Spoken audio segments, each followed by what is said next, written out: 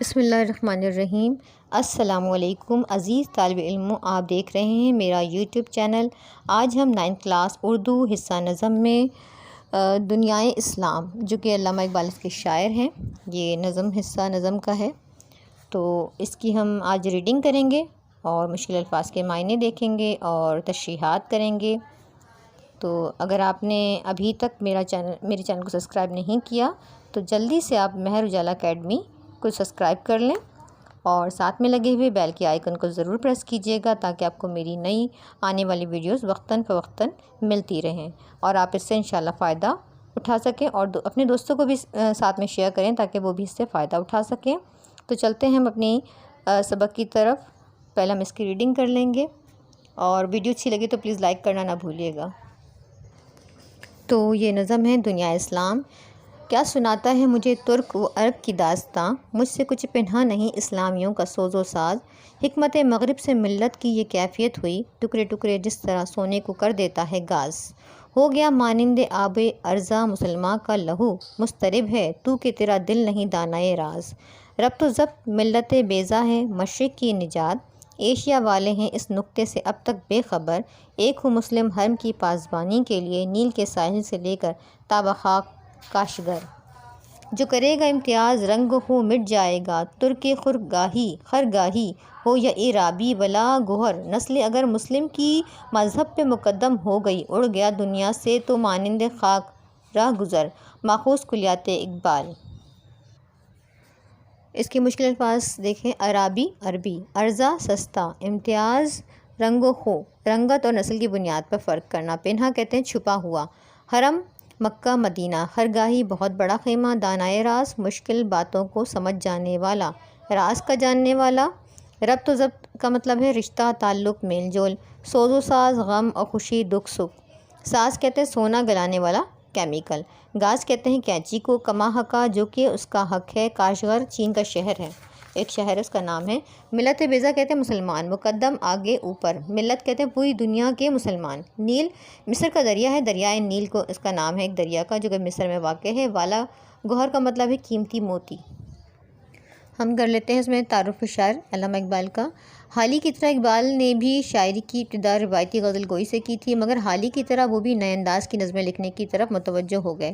انہوں نے اپنی شاعری کے ابتدائی دور میں جو نظمیں لکھیں وہ قومی ہمدردی اور وطن پرستی کے جذبے میں ڈوبی ہوئی تھی، لیکن آہستہ آہستہ ان خیالات میں تبدیلی پیدا ہوئی اور وطن پرستی کے محدود تصور سے نکل کر پوری انسانیت کے ترجمان بن گئے۔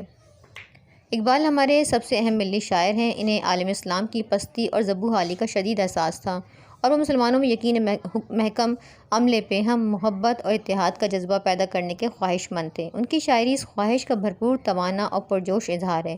اقبال امید، حوصلے اور عزم و عمل کے شاعر ہیں۔ ان کی شاعری میں ایک واضح پیغام موجود ہے، یہ پیغام اسلام اور بانی اسلام صلی اللہ علیہ وسلم کا پیغام ہے۔ اقبال نے عزم اور نظم دونوں میں اظہار کیا ہے، انہوں نے غزل اور نظم دونوں میں اظہار کیا ہے۔ انہوں نے غزل میں حالی کے نئے انداز کو ترقی دے کر اسے ہر قسم کے خیالات کا ترجمان بنا دیا۔ اقبال کی غزلوں میں جوش، مستی، گہرائی اور فکرمندی بلندی ہے۔ ان کی نظمیں خیالات کی گہرائی اور تاریخی حقائق، بصیرت اور لہجے کی بلندی کی وجہ سے ہماری شاعری میں غیر معمولی حیثیت رکھتی ہے۔ اقبال کے اردو مجموعے بانگ درا، بال جبریل اور ضرب کلیم ہیں۔ ان کے اردو کلام کا کچھ حصہ ارمغان حجاج میں بھی ہے اور وہ اردو کے ساتھ ساتھ فارسی کے بھی بڑے شاعر تھے۔ بقول ڈاکٹر سید عابد حسین، اقبال کی شاعری کی تو آب حیات کا خزانہ ہے جس سے زندگی اور زندہ دلی کے چشمے ابلتے ہیں۔ اس کے بعد ہم ہیڈنگ لگائیں گے، جب ہم تشریح کریں گے نا تو ہم شعر نمبر 1 کی ہیڈنگ آ جائے گی۔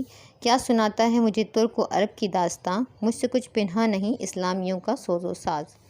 یہاں تشریح سے پہلے آپ نے حوالہ شاعر کی ہیڈنگ لگانی ہے اور حوالہ شاعر میں آپ یہ لکھیں گے کہ یہ جو زیر نظر شعر ہے یہ ہماری اردو کی کتاب دنیا اسلام سے لیا گیا ہے اور اس کے شاعر علامہ محمد اقبال ہیں، یہ آپ نے لکھنا ہے اور پھر آپ تشریح کی ہیڈنگ لگائیں گے۔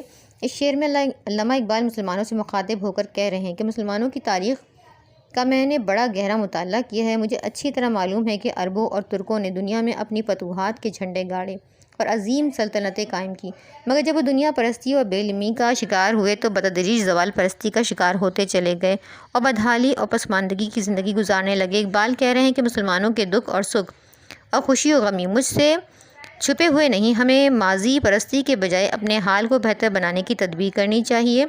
شعر نمبر 2 ہے، ہر ایک میں اپنے حوالہ شعر ضرور دینا ہے۔ شعر نمبر 2 ہے، حکمت مغرب سے ملت کی یہ کیفیت ہوئی، ٹکڑے ٹکڑے جس طرح سونے کو کر دیتا ہے گاز۔ تشریح اس کی علامہ اقبال شعر میں اہل مغرب کیا اعلیٰ دماغوں کی سازش اور چالوں کا بیان کرتے ہوئے کہہ رہے ہیں کہ انہوں نے مسلمانوں کے ملی اتحاد کی قوت کو سمجھ لیا کہ جب تک ان میں باہمی اتحاد و اتفاق ہے ہم مسلمانوں کو کوئی نقصان نہیں پہنچا سکیں گے، اس لیے وہ مسلمانوں کے ملی اتحاد کو ختم کرنے کی سازشوں میں مصروف عمل ہو گئے۔ انہوں نے اپنی دانائی اور سمجھ بوجھ سے کام لے کر عربی اور عجمی کا جھگڑا پیدا کیا۔ نادان مسلمان اس سازش کو نہ سمجھ سکے اور ان کے دھوکے اور فریب کا شکار ہو گئے۔ اس طرح مسلمانوں کی عظیم قوت ٹکڑے ٹکڑے ہو گئی اور زوال و پستی کا شکار ہو گئی۔ جس طرح سونے گلانے والا کیمیکل گاز سونے کو گلا کر اسے ٹکڑے ٹکڑے کر دیتا ہے، اسی طرح مسلمان بھی تقسیم ہو کر کمزور ترین ہو گئے اور مغربی طاقتیں ان پر غالب آ گئیں۔ بقول اقبال، فرقہ بندی ہے کہیں اور کہیں ذاتیں ہیں، کیا زمانے میں پنپنے کی یہی باتیں ہیں۔ شعر نمبر 3 کریں گے، ہو گیا مانند آب ارزاں مسلمان کا لہو، مضطرب ہے تو کیا تیرا دل نہیں دانائے راز۔ اس کی تشریح ہے، اس شعر میں اقبال مسلمانوں کی حالت زار پر افسوس اور دکھ کا اظہار کرتے ہوئے کہہ رہے ہیں کہ مغربی طاقتوں نے سازشوں کے ذریعے مسلمانوں میں تفرقہ پیدا کیا، ان میں غلط فہمیاں پیدا کی، جس کی وجہ سے مسلمان ایک دوسرے کے خلاف ہو گئے اور ایک دوسرے سے لڑنے لگے۔ مسلمانوں کی جان و مال، عزت و آبرو بے حیثیت ہو گئی۔ آج مسلمانوں کا مقدس خون پانی سے بھی سستا اور بے حیثیت ہے، ان کا قتل عام کیا جا رہا ہے اور اقوام عالم بے حس اور خاموش ہے۔ مسلمان اس پر سخت پریشان اور بے چین ضرور ہے، مگر اس راز کو سمجھ نہیں پا رہے کہ اس کا تدارک کیسے کیا جائے، یعنی کہ کیسے ہم اس کو ٹھیک کر سکیں۔ اقبال اس بات پر زور دے رہے ہیں کہ کچھ تو غور فکر سے کام لو اور اپنی بقا، تحفظ اور سلامتی کے لیے کوئی لاہ عمل مرتب کرو۔ شعر نمبر 4 ہے، ربط و ضبط ملت بیضا ہے، مشرق کی نجات، ایشیا والے ہیں اس نکتے سے اب تک بے خبر۔ تشریح، اس شعر میں اقبال نے مسلمانوں کو درپیش مسائل کا حل بتایا ہے کہ اگر تم اس زوال و پستی سے نکلنا چاہتے ہو تو تمہیں اتحاد و اتفاق اپنے اندر پیدا کرنا ہوگا، ایک مرکز اور ایک پلیٹ فارم پر متحد ہونا ہوگا۔ ایشیائی مسلمان ابھی تک اس حقیقت سے لاعلم ہیں کہ کس طرح امت مسلمہ کی تباہی اور بربادی کا روکا جا سکتا ہے، کس طرح باہمی نفاق کو ختم کیا جا سکتا ہے اور غلط فہمیوں کو دور کیا جا سکتا ہے۔ اس کا واحد طریقہ یہ ہے کہ مسلمان اپنے تعلق کو جوڑیں، نفرتوں کو ختم کریں، فرقہ بندی کو جڑ سے اکھاڑ پھینکیں اور اپنے درمیان مثالی اتحاد پیدا کریں۔ مسلمان ایک متحد و ملت بن جائیں گے تو انہیں کوئی نقصان نہیں پہنچا سکے گا۔ بقول اقبال، فرد قائم ربط ملت ہے تنہا کچھ نہیں، موج ہے دریا میں اور بیرون دریا کچھ نہیں۔ شعر نمبر 5 ہے، ایک ہو مسلم حرم کی پاسبانی کے لیے، نیل کے ساحل سے لے کے تا بخاک کاشگر۔ تشریح، شعر میں اقبال اپنے دیرینہ آرزو کا اظہار کرتے ہوئے کہہ رہے ہیں کہ مسلمانوں کا اتحاد ناگزیر ہے اور وقت کی اہم ترین ضرورت ہے کہ دنیا کے تمام مسلمان مل کر اسلام، قرآن اور خانہ کعبہ کی حفاظت کے لیے متحد و منظم ہو جائیں، اس لیے کہ غیر مسلم قوتیں اسلام اور اس کے مقدس نشانیوں کو مٹا دینا چاہتی ہیں۔ اس لیے دریائے نیل کے کنارے مصر سے چین کے سرحدی شہر کاشغر تک پھیلے مسلمان مقامات مقدسہ کی حفاظت کے لیے متحد ہو جائیں۔ اس عظیم اتحاد کو دیکھ کر کسی کی جرأت و مجال نہیں ہوگی کہ حرمین شریفین کو نقصان پہنچا سکے۔ بقول ساقی جاوید کہتے ہیں کہ اخوت ہو ہم میں مساوات ہو تو دنیا میں پھر اپنی کیا بات ہو۔ شعر نمبر 6، جو کرے گا امتیاز انگے خوں مٹ جائے گا، ترک و خرگاہی ہو یا عرابی والا گوہر۔ تشریح، شعر میں علامہ اقبال امت مسلمہ کو اپنی تمام تر اختلافات کو فراموش کر کے ایک مرکز پر جمع ہونے کی دعوت دے رہے ہیں کہ ہم میں جو تفریق کرے گا، جو تفرقہ ڈالے گا، جو نسلی امتیاز کرے گا، یہ گورا ہے، یہ کالا ہے، یہ عربی ہے، یہ اجمی ہے، خواہ وہ بڑے بڑے خیمے لگائے ترک ہوں، خواہ وہ موتیوں جیسے چمکتے دمکتے عربی ہوں، اگر الگ الگ رہیں گے اور ایک دوسرے سے امتیاز برتیں گے تو بالآخر آپس میں لڑتے لڑتے ہی ختم ہو جائیں گے۔ اس لیے اگر اپنی بقا اور سلامتی چاہتے ہو تو آپس میں اتحاد و اتفاق قائم کر لو۔ بقول اقبال، فرقہ بندی ہے کہیں اور کہیں ذاتیں ہیں، کیا زمانے میں پنپنے کی یہی باتیں ہیں۔ تو شعر نمبر 7 ہے، نسل اگر مسلم کی مذہب پر مقدم ہو گئی، اڑ گیا دنیا سے تو مانند خاک رہ گیا رہ گزر۔